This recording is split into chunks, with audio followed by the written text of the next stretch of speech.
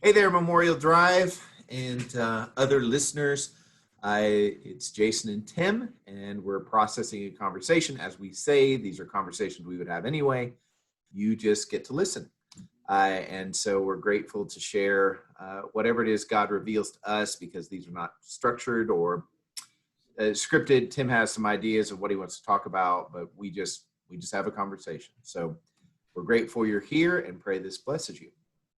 Yeah, at some point we need to track at what point in the conversation does the thumbnail for the entirety of it come out, so that we know we both. It makes me want to always be. And it usually gives us three choices, and one of us is doing this. Yeah, I'm going to try to keep my hands down today. Do you know I was at Andrea Eller's house. And talking with somebody there, having a great conversation with Jan Conway.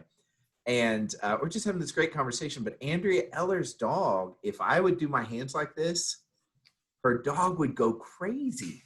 And so Jan and I decided that I needed to physically sit on my hands. And I did. I physically sat on my hands. And still at times I'd be like, and then I have to shove it back down. So I'm going to do that now. I'm practicing not covering my face. Do you know when the other time is now in society when we must sit on our hands? Where? When being COVID tested. Really? Well, I don't know if it's a thing, but Erica Sorensen, dude, who was it that had a video of their child being COVID tested? And it went so far into their face. And I made a comment about that, and Erica Sorensen, ER nurse, said, yeah, I ask people, please sit on your hands, because there will be this, I hope that now shows up in the thumbnail.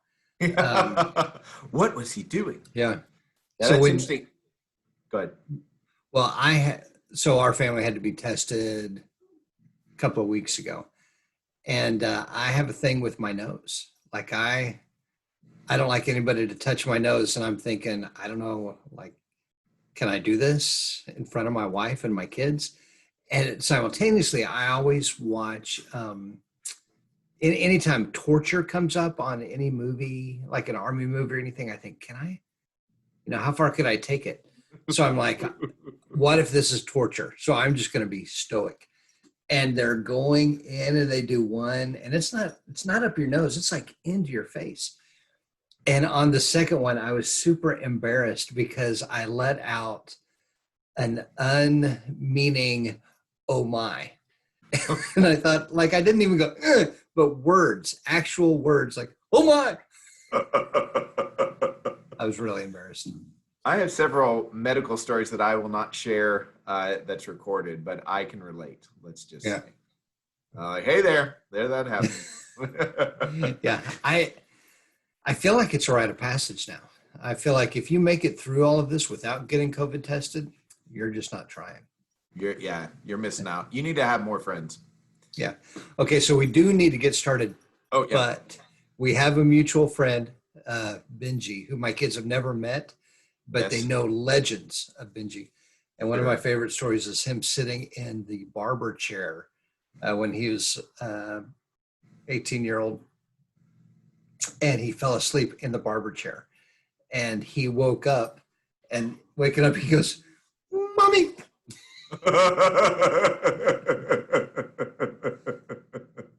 There's some much better Benji stories, but one of my favorites. Mommy. All right. So voices, Jason preached on Sunday. Very good job. Very good job. I almost feel bad saying that, to each other, hey, good job. People think, would you tell each other if you don't think it was a good job? And I feel like we tell each other things we could do better, things that we miss. We may not say it on this avenue, but we may. Come back next week. Who knows where this goes? Yeah. Yeah. I like the theme or the setting up as for those that are thinking this just isn't getting any better.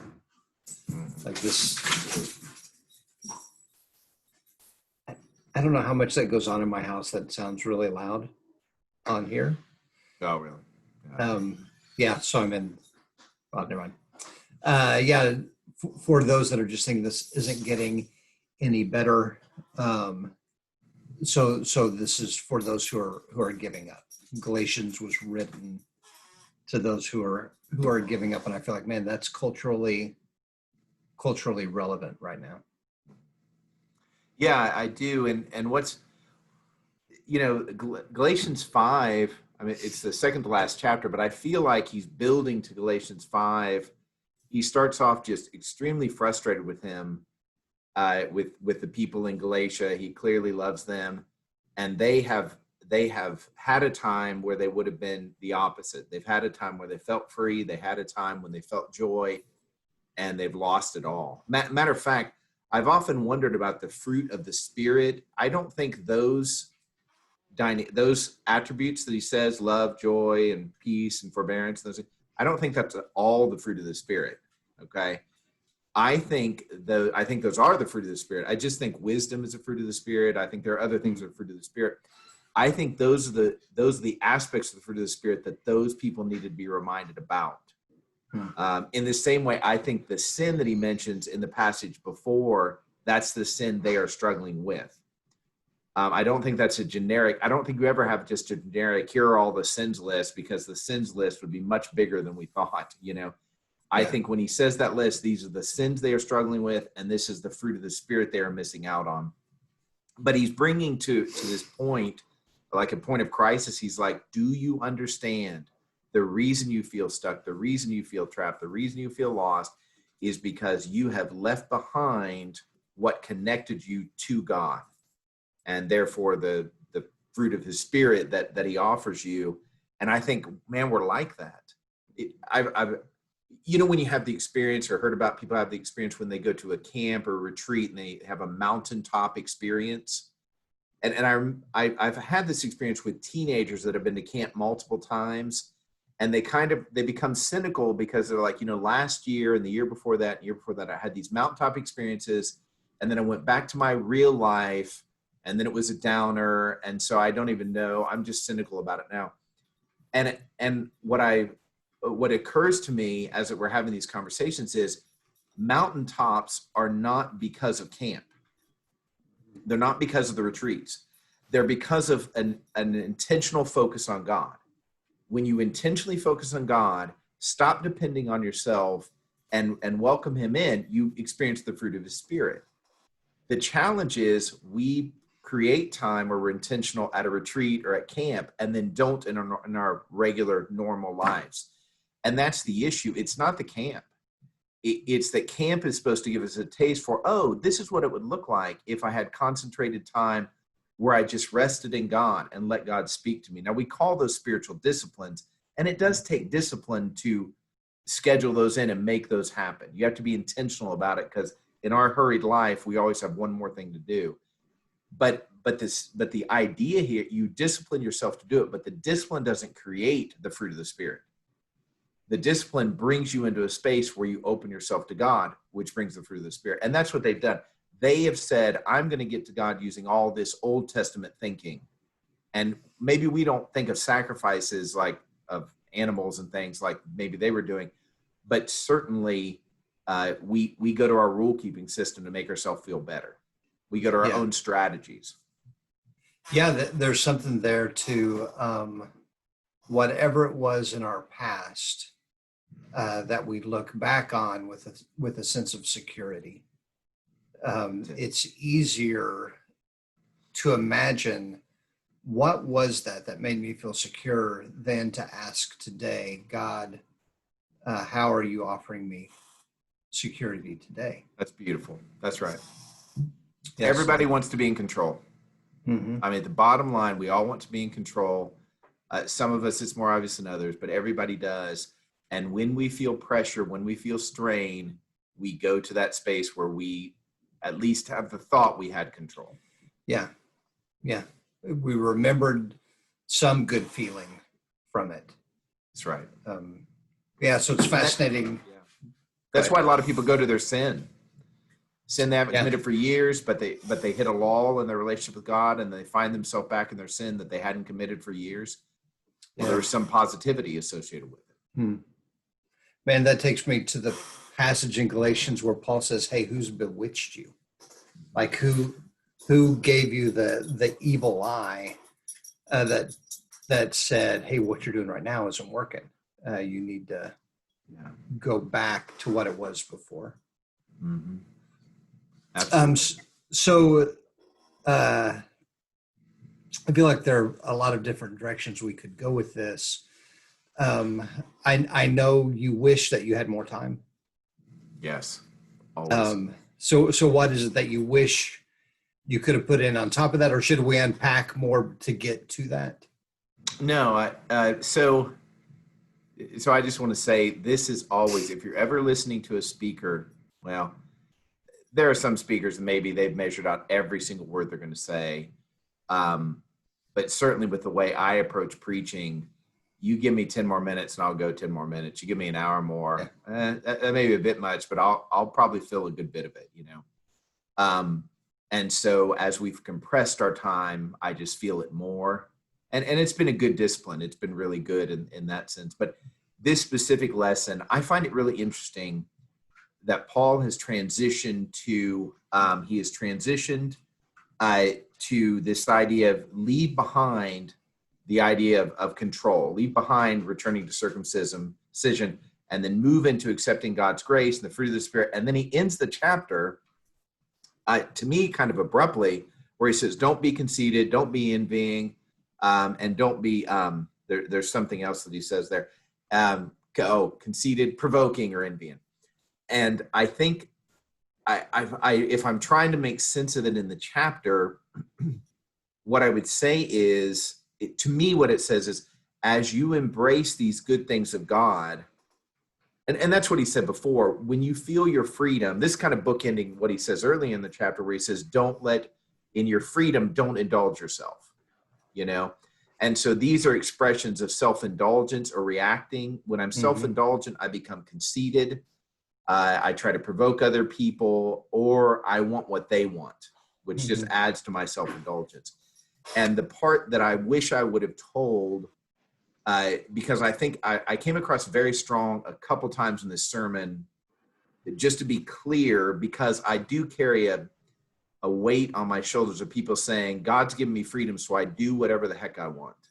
Yeah. And I wanted to make sure people heard, we are liberated, number one, but number two, we are not liberated to be sinful. We are liberated because of our submission to him, to join him in what he does and he loves. Yeah. And so I was talking about social media, of how many times do I get on social media and there's such conceit among Christians, such provoking, when you make statements like, I don't know how any Christian could ... I'm like, that's provoking. That's not helping anyone. If you have a concern for a Christian, you go see that Christian. I mean, this is really clear, basic Bible stuff.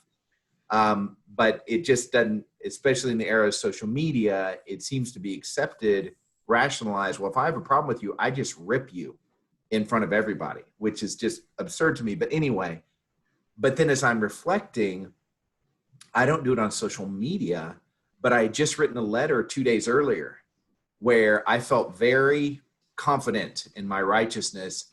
And then I sent it to this person, and then they pushed back. And then when they pushed back, I was like, you know what? There was conceit in there. There was provoking in there. Matter of fact, now that I'm talking to you, there were 2 letters I've written in the last 72 hours that I feel like there were elements of conceit and provoking. It's just so easy. It's so easy to feel like I'm with God on this, and bang, I'm going to give it to you. And then it's like, oh, wait a minute. This is the opposite of why God gave me freedom. Yeah. Yeah. I loved when you were, I like the totality of the message. And as a speaker, it's so hard, because if you want to tell people, listen, you need to give yourself a break.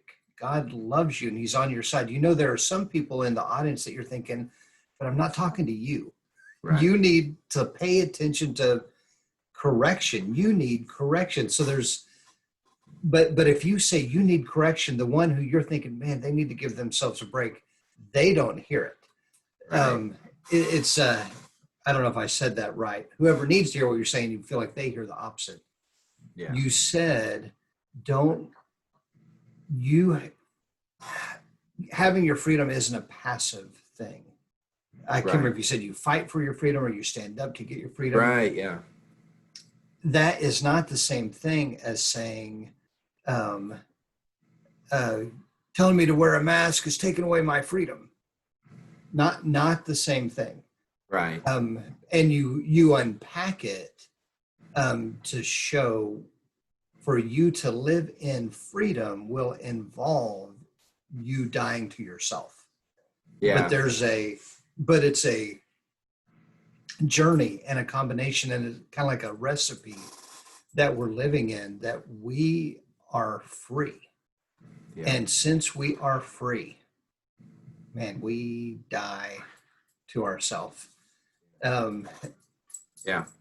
Living this way is so backwards. It really is. So here's something that just God gave me, popped in my head. The freedom that man gives leads to more for me. The freedom that God gives leads to more for God, more for others, less for me. And you say, well, that doesn't make any sense. And I would say, yeah, you're right. And that helps us clue into Jesus's approach did not make sense.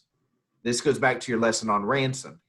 We have kind of accepted, yeah, Jesus ransomed himself for me. No, that's not right. That's ridiculous. That is the wrong way to accomplish anything. To die for somebody else to win, that's just completely not the pure humanness of who we are. Yeah. And so where does your freedom come from that you're appealing to? So when I say I'm free not to wear a mask, I'm free to do whatever, based on our law, I'm not saying we should decry the freedom, but we need to understand that's not what the Bible's talking about. That's the best way I can say it.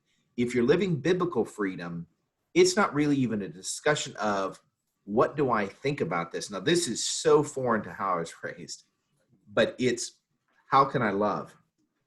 You just can't overstate that I'll say it again. If the greatest command is love in Matthew 22, then it's always the greatest command. You don't switch verses and now you have a new greatest command, and that's I stand up for my rights as a citizen, And so, and it's everywhere. It's not just in Matthew 22, but Jesus had every opportunity to say, well, it's the greatest command in these situations. In other situations, make sure to stand up for your rights. Yeah. But he doesn't say that. Yeah. Make sure you're understood. Make sure you win your argument. Yep. It's not, this is going down a different road, but sometimes I still don't like reading Jesus before Pontius Pilate because I want him to speak up. Yeah. And I want him to say, why no, Pilate, you don't understand the situation. And I feel tension.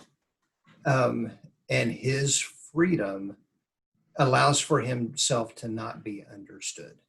Yep. And that just goes against everything that we know about freedom and right. That's right. Everything we know about communication. Yeah. And he's okay with it. Yeah. This goes to that point that we are not, Christianity is not adding just a few things to your normal life. Christianity is not about, I've got my normal life and I learn, okay, I'm going to try to love my enemies more, or I'm going to try not to cuss as much, or I'm going to try not to cut off people in traffic. That's not what Christianity is about. Mm-hmm. Those are like the third ripple of what Christianity is about, Yeah. Because if I don't cut people off in traffic and I don't cuss and I don't steal from people, if I don't do that as of love, it literally impacts nothing. It has zero effect. I mean, you just, that seems so wrong. You're like, well, wait a minute. If a guy sells everything, gives to the poor, don't the poor benefit? And I'm like, yeah, the poor get the benefit of what it is, but he has no benefit. The person that sells everything and is like, look at me, there's no spiritual benefit. And we have to remind ourselves, all of these things that we think are valuable, oh, he got credit, oh, he's popular, oh, he'll be remembered, he has a legacy now. That stuff disappears like that. I mean, our whole entire life is a vapor. And so functionally, we're comparing, if I compare my life to yours, I'm comparing a billionth of nothing, really, in terms of what all of our accomplishment. It all comes down to, am I loving God? And the fundamental way of showing that is trusting him, and believing him. So yeah, the notion that on any level that somehow his stuff is for me to accomplish what I want, it's just counter. I mean, it should seem ridiculous to us, but because I think we've been taught Christianity is add these good attributes, go to church, take communion, be baptized, instead of saying, no, this is a whole new way of looking at life. Yes. So that brings up a phrase that you use that blew my mind, that it's the fruit of the Spirit, not the fruit of your effort. And I just think that's just one more place where, okay, I've got a blind spot there. This is I've been taught to do these things. I know what's right to do. And so it's my effort that brings about these things. Right. Yeah. Yeah. I think back on John 5, where Jesus says, I don't do anything. And you think about anything, and he did a lot of stuff, most of which we don't know because it wasn't recorded. But I don't do anything unless God tells me what to do. I don't say anything. So if you've got the smartest man, the most powerful man to ever walk the earth saying, I do nothing unless God is in that moment feeding it to me, and then I turn around and say, well, I'm going to work on creating more joy on my own. I'm going to work on creating more peace on my own. I'm going to know enough scriptures that I will love people or whatever. And I'm like, do we not see just the absurdity at it on its face, that if Jesus didn't function like that, then why would we think we even could if we wanted to? Yeah. Yeah. Okay. So then you made the point about fighting untruth versus living. And I was thinking you were going to say versus living truth. And I think you said freedom.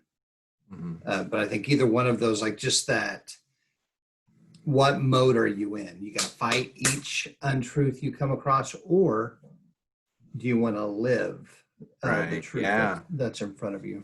Isn't that an interesting thing? Because you would say both, right? I mean, I was taught both, now if you were to take in my schedule and marked out how many hours are you fighting untruth, how many are you living out your freedom, I would have been drawn more to the fighting untruth, at least in the time when I was tuned into, hey, let's be a Christian here.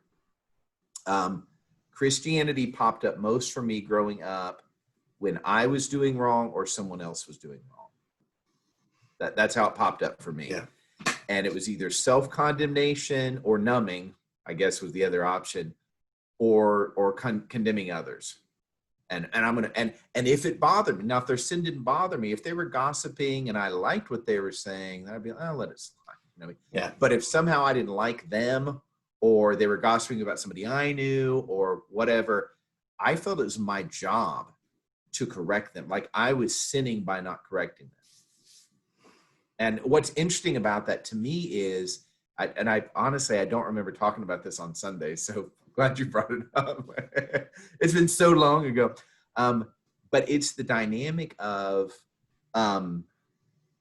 if you only knew Jesus, if you never met Jesus or heard anything about Jesus and heard the God of the Old Testament was coming to take physical form, and then all you heard was a Sermon on the Mount, you would think, this guy is not fun at parties. What would be appealing about him? Because you're like, hey, I went fishing today, and he goes, if you're truly a good fisherman, you would have caught 10 more pounds. If you would have depended on me, I could have filled your nets. You would just expect, because he comes in, he's like, hey, anybody feeling good about themselves? They're praying. I'm saying go in your closet. Anybody feeling good about themselves? They haven't killed anybody lately? I'm saying if you've been angry. And yet when you see him interacting with people, he perpetually doesn't point out what's wrong with them. He responds to their questions, but you would just think every step he'd say, hey, you stop that. You Yeah. don't think that. Yeah, the religious are upset because he eats with sinners, prostitutes, tax collectors, and they're not upset because he preaches at them. Right. Um, Yes. so so he goes from, man, we would be there to fight untruth, and he goes to live it out in front of them, and that is hard because one, it goes back to what you said about control. It feels like we can control the narrative, we can control the conversation, we can control that you will listen and I will make you listen and obey. And Jesus puts it out there, and Yeah. he lets it sink in or not. And Right. and when it doesn't sink in, he piles on more love on top of that. Yeah. Yeah, it's a different way of living. It is an excellent point about imagining him. You're exactly right. His preaching wasn't nearly as bothersome as who he hung out with, meaning the expectation was a good rabbi would not be around these people. Why? Because you'd have to correct them all the time. Stop collecting taxes, Yeah. stop sinning, stop doing this, stop doing that. And so we know that Jesus would not have been attractive to sinners and tax collectors had he always been correcting them, because they were human beings. That's how we Yeah. know this. He wasn't, I think we know this, but he didn't have a name, I am the Son of God, a banner above his head, and only you have salvation through me. Most people did not believe that he was the Messiah early on.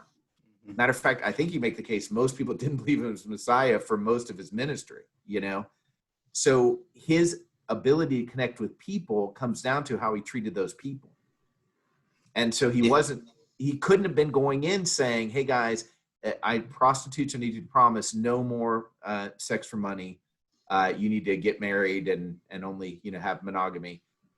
So, we have to accept this fact that he ate with prostitutes, and the next day prostitutes went about their business. And I think if you're like, no, that can't be, then you don't believe the Bible. You don't believe there were really prostitutes. Yeah, and I see myself. I don't know if I've mentioned it on here before, but I know I've talked with you about this. When I'm with somebody that can't see what they're doing is wrong, I don't know what to say. Mm-hmm. Working with girls in the hood in Guadalajara, when I taught at their math school, and their goal in life was to be drug traffickers because their cool cousin was a drug trafficker. And I thought, I don't know what to say to you. If you don't know what's wrong with that, I don't know how to tell you. And I see that that's consistent for me. If you don't see it, I don't know what to say to you. And what I'm saying from this conversation is, my thought is, I need to say something, that I've got to have the words that helps you realize what you're doing is wrong. And I feel like Jesus used words, but he lived love in front of them and was so patient. And so I'm seeing for myself, I separate myself from people that I can't communicate clearly with. Wow. And that's not what Jesus did. In fact, Paul, I feel like he says, like, that was his expectation for people, because he makes the point of saying, now be careful that you don't fall into what they are doing. Mm-hmm. That's not on our radar, that message, because we're not thinking about spending time with people that we might fall into what they are doing, unless maybe they cuss. We just don't.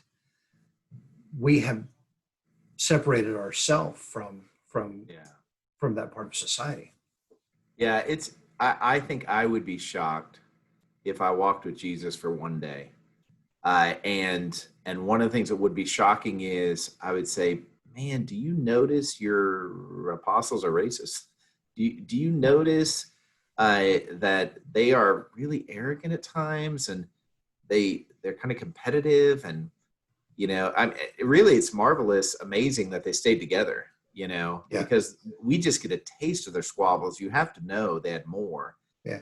And Jesus just keeps going. I mean, he absorbs their misunderstanding all the time. He doesn't correct them a lot. Now, there are times he corrects, but the dominant experience that people have around Jesus is loving acceptance. Now, I'm going to up the temperature for me. So what's the corollary to tax collectors and sinners? You know, where would I be going today? And I'm not saying we have to name all the places, and certainly not the people. But the idea of, so I imagine what is the most culturally sinful dynamic, whether the culture accepts it or not. And then I imagine myself making them comfortable. So we'll go to the drug traffickers, making them comfortable enough around me that they would sit at a big dinner and be at a party. And I mean, it just seems sinful having this discussion. Yeah. You know what I mean? Yeah. The association, it's just so, even now for me, I feel it viscerally. I'm like, that ain't right. So when you say, if you were with Jesus, that you would want to say, you said this out loud, but I feel it.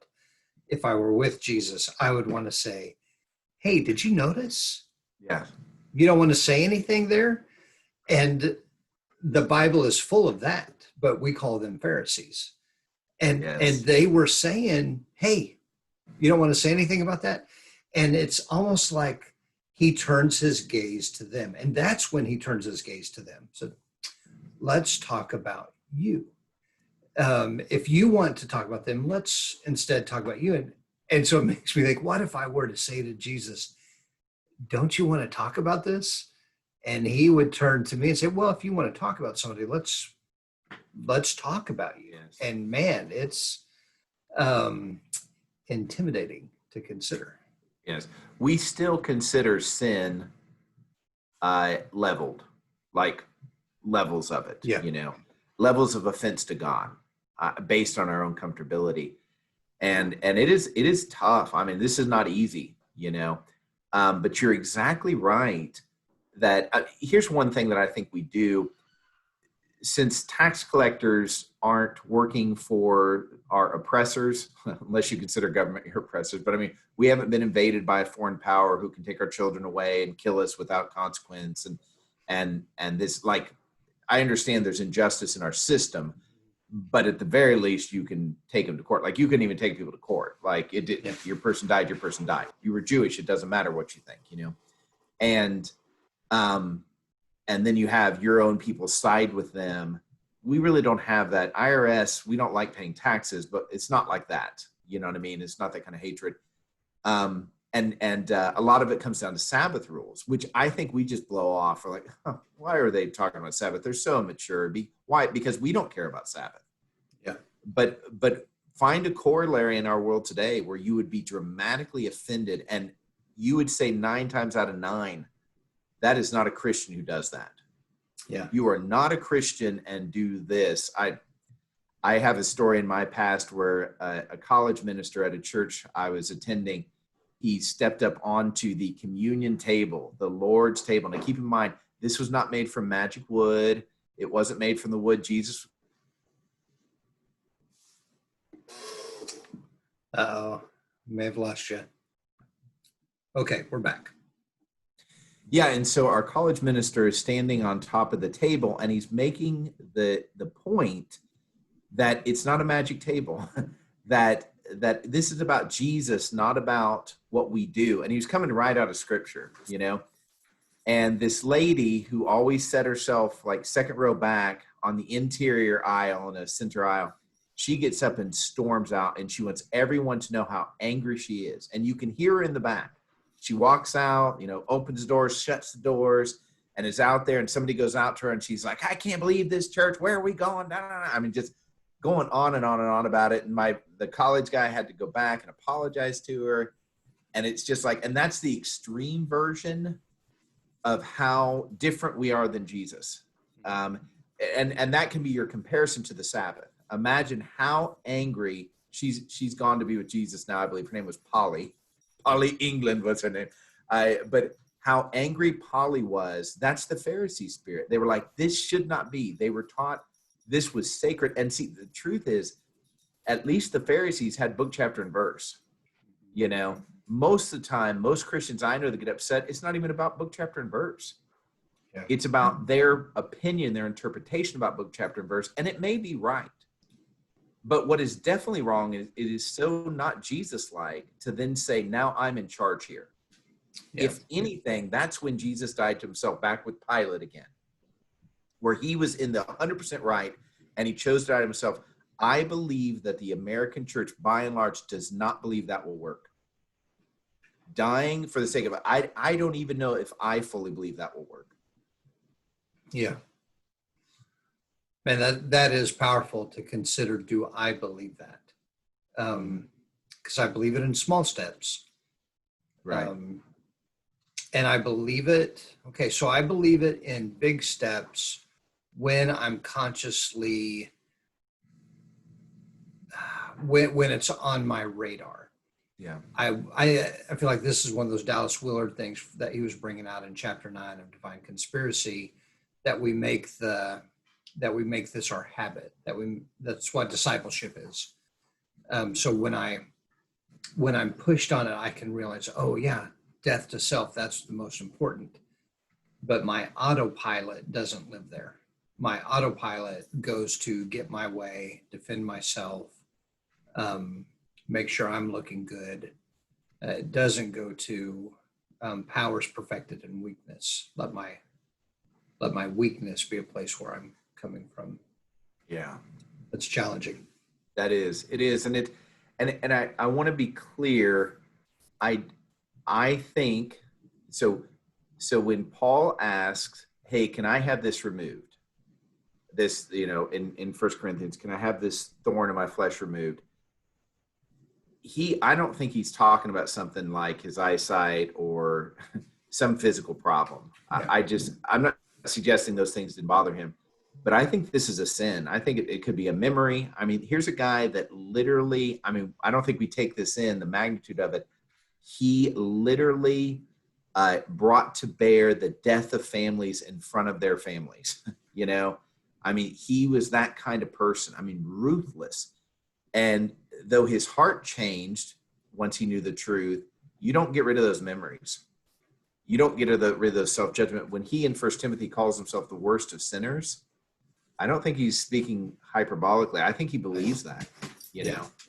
But he believes that God's grace is so great. And I think that needs to apply here, because when I say, I don't know if I believe, I believe the concept, but I don't know if I live out the belief that dying to self is what gains the victory in every situation. I apply it in small doses, or like you're saying, I can apply it big when I'm really tuned in, but that doesn't mean I'm not saved. Right. Right. Being saved is about trusting Jesus. Everything else is living into that salvation. And maybe that's where the Philippians, with fear and trembling, keep working it out. Because what happens is when you get your salvation, if you keep following God, you'll notice again and again, oh, this doesn't match with God. This doesn't match with Jesus. So when I say Polly England's name, I am her. I have my own communion tables I stand on and rail at everybody that'll listen, Yeah. I don't stand on it, but I have the judgment about this. So they might as well be. Yeah, exactly. I'm the same as her. Yeah. Well, other roads that my mind is going down there, but I think we're about up on time. So okay. Any last thoughts? Yeah, I think that, when you start looking in the Bible, in the New Testament in particular, about this concept of freedom, I think that we accept pseudo experiences all the time and call it God experiences. So we say, oh, I have peace because I was victorious in something, or I have freedom and I call my American freedom and I equate that with God's freedom, Yeah. And those are blessings. My American freedom is a great blessing, and it was hard fought. And I agree. I'm grateful for all those concepts, but they're not the same. And I think the devil loves for us to sink our teeth into these these false equivalencies, of I am loving. It's so funny when he says, love your enemies, and he makes that the mark of loving. And then he says, even the bad people greet the people they like. And you're like, well, that is love to me. I greet the people I like. And he's like, that's not love. Yeah. It's not. It's selfishness, ultimately. I mean, it's not selfish to greet them, but it's selfish to stop there. You make me feel good about myself, I will greet you. You don't, I'm not going to greet you. That's not love, But until he tells me, I don't know it's not. And I accept a lot of false or pseudo fruit of the Spirit, if you will. The idea of Sabbath, what's our parallel? One of the things that comes up for me is that the Jews believed if everybody kept the Sabbath, it would hasten the return of the Savior. That they were looking for the Messiah, and it was a nationalistic view. If we all keep the Sabbath correctly and I can't remember what the nuance was, but the Messiah will return. And so the Pharisees, part of their legalism was the hastening of who was standing right in front of them. So it came from a motive of we want the Messiah to come back, but they were twisting it. And I feel like there's a little bit of that today in our nationalistic view. Like there's nothing wrong with being proud of and happy for the freedoms we discover here. But like you're saying, when those become the freedom that we think the Bible is talking about, we become gross like the Pharisees. And so it is important to take a step back and go, okay, I celebrate the 4th of July. I celebrate, and I mean that type of national freedom. I celebrate our history, but that's not what Jesus is talking about. And it's important to separate out of that and realize he's talking about something much bigger. Because when we confuse those two, I think it can get just as ugly as what he was dealing with the Pharisees. I think you're exactly right. And I think maturing, like when you talk about how do you know you're maturing in Christ, or the process of maturing is coming to realize, oh, wait a minute, I've called something God's that's not really of God. And that's not a bad thing. That's a beautiful thing, And now I want to start allowing God to replace that. Mm-hmm. That I thought I was creating my own love and my own joy and my own peace. But I have the freedom for God to give me that. And it's so much better. So much better. And that's the beauty of this dynamic where we talk about voices. The voice that says it won't get better is saying God's not true. Yeah. God can't be trusted, and that's even, but until I say that out loud, I won't acknowledge I'm saying it, know, because once I say that God can't be trusted, I'm like, wait a minute, I don't believe that. Well, now I can take that thought captive and make it obedient to Christ. Yeah. Yeah. And God's not standing there waiting for you to admit it so he can smack you around with it. He wants you to know that's what you were thinking. So then he has reign to invite you into something better. That's right. That's exactly it. Yeah. Well, very good job. Very good job. Yeah. This Sunday, is it Daryl? Daryl Johnson. Yeah. Maybe we get Daryl on here. You think Daryl will talk to us? I don't know. He won't talk to us very much. He doesn't talk to us much. No, that would be really cool. Yeah, we'll look into it. We'll look into it. You have a great week. All right, you too. All right. Bye. Bye.